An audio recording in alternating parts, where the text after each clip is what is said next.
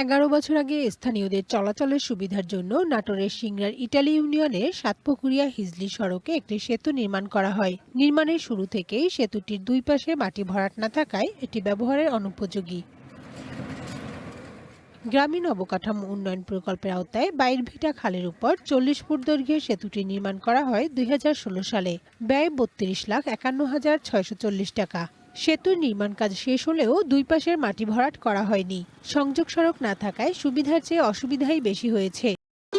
ভবিষ্যৎ হোক নিরাপদ, বিনিয়োগ হোক বিশ্বস্ত, আর আমার পছন্দ সল্ট বে। ওয়েলকাম টু সল্ট বে। সেতু পারাপারে প্রতিনিয়তই চরম দুর্ভোগ পোহাতে হয়। সাপড়া দেওয়া লাগবে বাবা, একটু সাপড় দিয়ে এই ব্রিজটা আগাগোড়া মাটি কাটিয়ে হিজলে পরিমাণে একবারে পাকা করে দেওয়া লাগবে। এমন মাছ ব্রিজটা করেছে, একটা মাছ যদি ভবিষ্যতে উঠতে না পারি, নৌকা দিয়ে যদি পার হই, ব্রিজ করার কোনো যোগ্যতা করা কি লাভ আছে? এই ব্রিজটা না থাকাই ভালো। এই ব্রিজটা করছে, এই ব্রিজটা কোনো কাজের না, বুঝছেন, অকাজের হয়ে আছে। উপজেলা প্রকল্প বাস্তবায়ন কর্মকর্তা জানান, সেতুটির বর্তমান অবস্থা ঊর্ধ্বতন কর্তৃপক্ষকে অবহিত করা হয়েছে। দ্রুতই নেওয়া হবে ব্যবস্থা।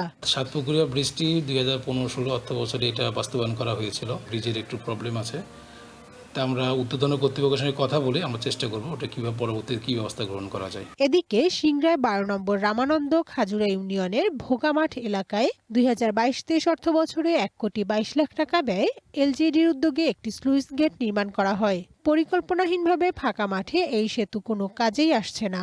মানুষের যেটুকু উপকার হয় তার চাইতে বরঞ্চ ক্ষতি হচ্ছে, কারণ পানি এই পাশ থেকে ওই পাশে যাইতে পারতেছে না। সুইচ গেট দেওয়ার কারণে হাজার হাজার বিঘা জমির ক্ষতি হচ্ছে।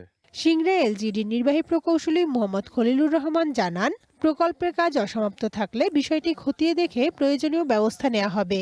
রামানন্দ খাজুরের যে স্লুইস গেটটা হয়েছে সেক্ষেত্রে আমি আসলে এত ডিটেলস বলতে পারবো না। কাজ যদি অসমাপ্ত থাকে সেক্ষেত্রে আমাদের ঠিকাদার যদি আমাদের হাতে থাকে, তার যে অসমাপ্ত কাজ আছে সেগুলো করে আমরা তাদেরকে ছেড়ে দেব। স্থানীয়দের অভিযোগ, পরিকল্পনাহীনভাবে করা এই দুই প্রকল্পে জনগণের কোনো উপকার হয়নি, কেবল সরকারি অর্থের অপচয় ও লুটপাট হয়েছে। One national desk.